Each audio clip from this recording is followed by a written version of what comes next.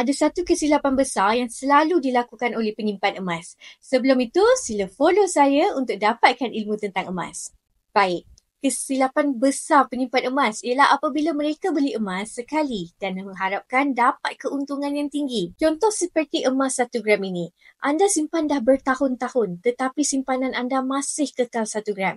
Hari ini, harga emas 1 gram adalah RM488. Satu hari nanti, harga emas 1 gram ini boleh mencecah sehingga RM600. Keuntungan anda jika anda tetap ada 1 gram ini kecil berbanding jika anda menabung secara konsisten dan fokus pada penambahan gram. Anda akan dapat keuntungan yang lebih.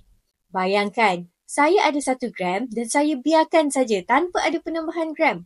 Adik saya pula konsisten menabung RM100 sebulan. Tahu-tahu, gram emas adik saya lebih daripada gram emas saya walaupun beliau simpan hanya RM100 sebulan.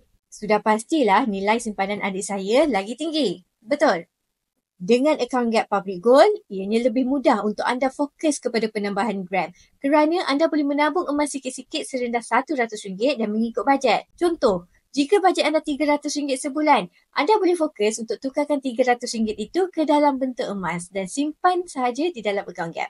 Untuk buat simpanan paksa, kaedah auto debit adalah yang terbaik selain ianya juga boleh dijadikan sebagai forgotten saving. Jelas dengan penerangan saya?